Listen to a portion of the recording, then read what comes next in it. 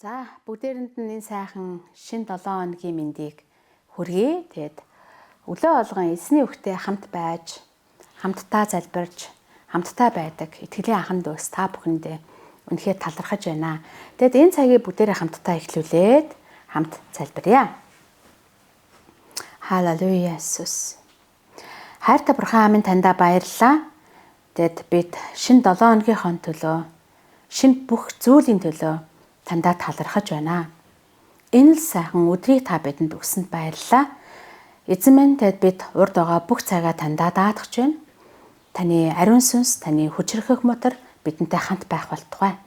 Тэгэд энэ үгийн цагаар дамжуулан та бидэнд хандан үгээ айлдах болтугай, үгээ хэлэх болтугай. Хэзэн Есүсийн нэрээр бид хамтдаа залбирanгуйлаа. Амен. Амен. За 100 цаг болоод ах トゥ ойр дотны хүмүүстэйгээ хамт сайхан амарч нөхөрлөж байгаа хаа. Тэгэд өнөөдөр бүгдээрээ мөнхийн улсын тухай, тийм ээ, мөнхийн хот Бурхны тэр бэлтгэсэн мөнхийн улсын тэр сүр жавхлан авралын үнцэн ариун байдлын тухай нэгэн ишлэлээс бүгдээрээ харцгаая. За, Илчлэлт номын 21-р бүлгийн 21-р ишлэлийг за би эндээс уншия. 12 хаалга нь 12 сувд ажээ. Хаалга нэг бүрэн нэг цул суд байсан бөгөөд хотын гудамж нь шил мэд тунгалаг шижир алт байв гэж. Амен. Амен.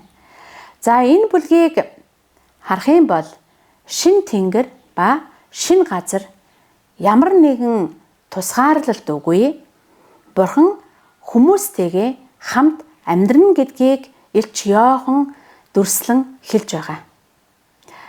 Ирээдүйд ариун хүмүүсийн тэр орших мөнхийн гэр ямар гайхамшигтай болохыг үүнээс илүү тод дүрслэхэд ер нь бэрх баг. Эрт үед сувдыг хамгийн үнд эрдэнэ гэж үздэг байсан байна. Иймээс сувд нь хамгийн тийм эрхэм үннийг мөн зам бөгөөд үнэн ам болсон Христийг бэлэгдэхэд тохиромжтой юм а. Иохан 10 дугаар бүлгийн 9 дугаар ишлэлдэр эзэн хэлэхдээ би бол хаалгаа гэж хэлсэн. Хэн надаар орвол аврагдана. Христээр дамжихгүйгээр хинч мөнхийн амьдралд орч чадахгүй юм а гэдгийг Иохан 10 дугаар бүлгийн илэрхийлж байгаа, хэлж байгаа. Христ бол цорын ганц. Энэ замыг Христ өөрөө цусаараа нээсэн. Ичлэл 21-р бүлгийн 27-р ишлэлдэр мөнхийн хотод зөвхөн хурны амийн номд бичигдсэн хүмүүс орно гэж байгаа. Энэ нь өнөөдөр Христ итгэж түүнд амьдралаа даатгахын чухлыг энд сануулж байгаа. Энэ хаалгаар мянган хүмүүс орсон. Бид маш их гэрчлэлийг бид ярих баг.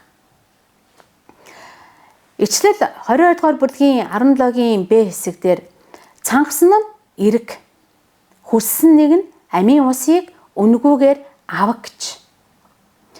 Бурхан хүмүүсийг хүлээлхийг хүсдэггүй. Түүний урилга өнөөдөрч нээлттэй байгаа. Бүх хүмүүст нээлттэй. Тэр хотын хаалга хизээч хаагдахгүй. Тэнд ямар ч нүгэл байхгүй. Тэнд ямар ч үхэл байхгүй. Тэнд ямар ч нулимс байхгүй. Уу гашуу байхгүй. 2 дугаар Коринт 6 дугаар бүлгийн 2 дугаар ишлэлдэр учир нь тэр тааламжтай цагт би чамайг сонссон. Авралын өдөр би чамд тусалсан гэж айлддаг. Харагтун одоо тааламжтай цаг. Харагтун одоо авралын өдрөө гэж. Амен. Энэ ишлэл бидэнд маш чухал үүргийг сануулж байгаа. Бид өөрсдөө мөнхийн хот руу тэмүүлээ зогсохгүй. Бусдыг ч гэсэн Есүс Христийн тэр нээлттэй хаалгаар орохыг хайрлан урьж сайн мэдээг зоригтой тунхлах хэрэгтэй байна. Христ бол мөнхийн амьдралын цорын ганц хаалга. Бурхан өөрийн ард түмэнд төсөөлшгүй тэр гайхамшигтай ирээдүг бэлтгэсэн гэдгийг энд сануулж байгаа. Үүнийг бид хүмүүст хэлэх учиртай.